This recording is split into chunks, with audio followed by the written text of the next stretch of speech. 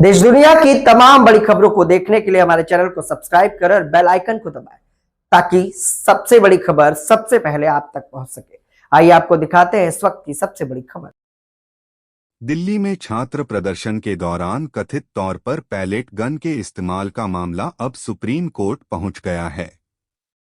इस मामले ने देश भर में नई बहस छेड़ दी है। सुप्रीम कोर्ट में याचिकाकर्ताओं की ओर से वरिष्ठ अधिवक्ता वृंदा ग्रोवर ने पक्ष रखते हुए कहा कि प्रदर्शनकारियों पर पैलेट गन का इस्तेमाल बेहद गंभीर मामला है और इसकी न्यायिक जांच व अदालत के हस्तक्षेप की आवश्यकता है।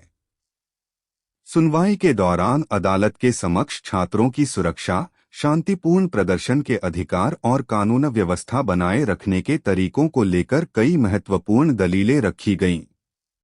फिलहाल सुप्रीम कोर्ट ने सभी पक्षों की बात सुनी है और मामले पर आगे की सुनवाई जारी रहेगी। अब सभी की निगाहें अदालत के अगले आदेश पर टिकी हैं, जो इस मामले की दिशा तय कर सकता है। देश और छात्रों से जुड़े इस अहम मामले की हर बड़ी अपडेट के लिए जुड़े रहिए जर्नलिस्ट यूपी लाइव न्यूज के साथ। देखिए, हमने जो याचिका दाखिल की थी ये स्पेसिफिकली पैलेट गन के विषय पर थी और इसमें 3 पिटिशनर्स हैं। एक former IPS officer Shri Yashovardhan Azad और 2 पैलेट गन विक्टिम्स।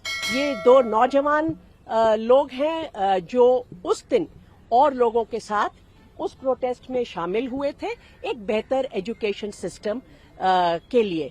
और इन दोनों को जब ये प्रोटेस्ट में पीसफुली पार्ट ले रहे थे, इनके ऊपर पैलेट गन द्वारा फायरिंग हुई है। पैलेट गन एक बहुत ही अलग तरह की गन होती है, नॉर्मल राइफल की तरह नहीं होती है। उसके अंदर एक कार्ट्रिज जो जाती है, उस कार्ट्रिज के अंदर 250 से 400 तक की छोटी छोटी मेटल पैलेट्स होती हैं। जब उससे फायरिंग की जाती है, ये .12 बोर का शॉटगन है, जब उससे फायरिंग होती है तो वो पैलेट जो कार्ट्रिज है वो जब आपके बॉडी पर लगती है, उसके जितने भी पैलेट है वो एक फुव्वारे की तरह आपकी बॉडी पर आते हैं। तो ये गन अपने आप में इसका डिजाइन ऐसा है कि आप ये नहीं कह सकते कि हम बहुत ध्यान से करेंगे उसका इस्तेमाल। जो व्यक्ति गलत कर रहा है, पत्थर मार रहा है या कुछ और हिंसा कर रहा है, उसकी तरफ करेंगे और सिर्फ उसके ऊपर ही होगा जो बाकी राइफल वगैरह कर पाते हैं। ये गन का डिजाइन ऐसा है कि ये हमेशा बहुत ज्यादा अलग अलग तरह की ग्रीवस इंजरी करेगी, इंक्लूडिंग टू वाइटल ऑर्गन्स जैसे आंख। और हम जानते हैं कि एक नौजवान की एक आंख पर पूरी तरह से क्षति हो चुकी है। बाकी ये 2 हैं, इनमें से भी एक की बस बाल बचा है, वो अपनी आंख से, उसका पैलेट आंख के बिल्कुल नीचे है। बहुत सारे पैलेट शरीर में गए हैं। हमारी कहना यह है कि ये जो वेपन है ये क्राउड डिस्पर्सल का वेपन नहीं होना चाहिए। ये एक पीसफुल असेंबली के खिलाफ जब भी इस्तेमाल होगा ये डिस्प्रपोर्शनेट फोर्स होगी।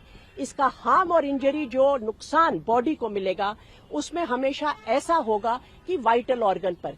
आप देखिए, हम जब पुलिस को ये भी इजाजत है ना कि वो एक बंदूक से बुलेट चला सकती है एक हिंसात्मक भीड़ के खिलाफ, मगर तब भी क्या आदेश देते हैं, आप टांग पर मारिए गोली।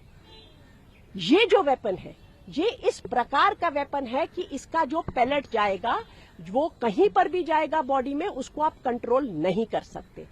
इसलिए हम मांग कर रहे हैं कि ये आपकी उसमें होना ही नहीं चाहिए क्राउड डिस्पर्सल के लिए। ये प्रोटेस्ट को मैनेजमेंट करने का वेपन नहीं हो सकता। इस बात पर गौर करने के लिए कोर्ट ने कहा है कि उनको एसओपी चाहिए या कोई रेगुलेशन चाहिए जिसके तहत इसकी इजाजत दी गई है दिल्ली पुलिस को या आरएएफ को। दिल्ली पुलिस पैलेट गन नहीं चलाती। दिल्ली पुलिस ने बहुत बड़ी बड़ी क्लैरिफिकेशन दी थी। कोई नहीं कह रहा कि दिल्ली पुलिस ने यूज किया है, मगर ये बात दिल्ली पुलिस को ने नहीं स्वीकार की है सामने से। आरएएफ जो एंटी रायट यूनिट है सीआरपीएफ का, उनके पास पैलेट गन होती है, वो यहां पर दिल्ली पुलिस को असिस्ट करने के लिए थे।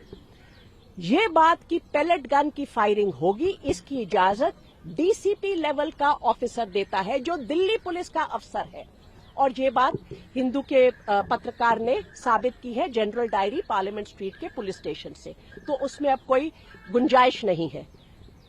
ये हम स्टैंडिंग ऑर्डर या रेगुलेशन जो है, हमारी आज ये दरख्वास्त थी कि यूनियन ऑफ इंडिया या एनसीटी ऑफ दिल्ली, जिनके भी पास ये कागज है, हमारे पास नहीं हो सकते, विक्टिम के पास नहीं हो सकते, वो कागज को वो आदेश को सामने रखा जाए अदालत के, ताकि अदालत इस बात का निर्णय ले सके कि क्या इस तरह का पेलेट गन इस्तेमाल कभी भी किया जा सकता है मेटालिक पेलेट्स के साथ एक शांतिपूर्ण प्रोटेस्ट या भीड़ को डिस्पर्स करने के लिए। ये एक सवाल कोर्ट के सामने है।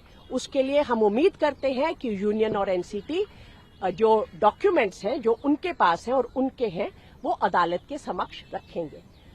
दूसरा, हमने कहा कि पूरी medical treatment, comprehensive medical treatment, ये सरकार की जिम्मेदारी है। उसको कोर्ट ने इमीडिएटली स्वीकार किया और सरकारी अस्पताल में एनसीटी दिल्ली को आदेश है कि आपको इनकी पूरी तरह से मेडिकल ट्रीटमेंट करानी है। तीसरा, हमने बात उठाई कि आपको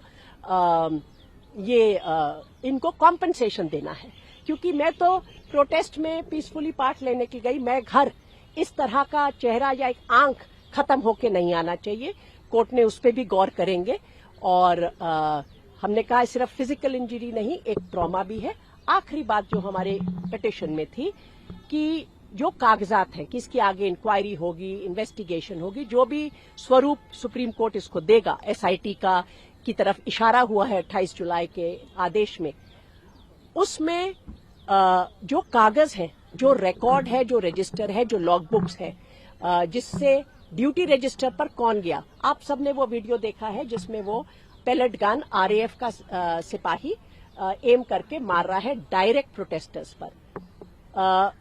वो कौन कौन लोग गए थे, उसमें कितने पेलेट गन्स दिए गए थे, कितना एम्यूनिशन दिया गया था, इस सब का रिकॉर्ड रजिस्टर आरएएफ के पास होता है। उस सबको अभी प्रिजर्व करने की जरूरत है, ताकि जो भी इंक्वायरी हो वो एक कॉम्प्रिहेंसिव होलिस्टिक इंक्वायरी हो सके। और आगे से जब इस देश के नागरिक, जब इस देश का युवा कभी भी अपनी बात को रखने के लिए सड़क पे उतरे, वो उनकी फ्रीडम है, वो उनका हक है, तो इस तरह की पेलेट गन से उनकी जान और लाइफ लिम को हानि नहीं होनी चाहिए। तो कोर्ट ने क्या रिस्पांस मांगा है सरकार से? अभी ऑर्डर मैंने कहा आएगा तो उस पर पूरा डिटेल पता चले।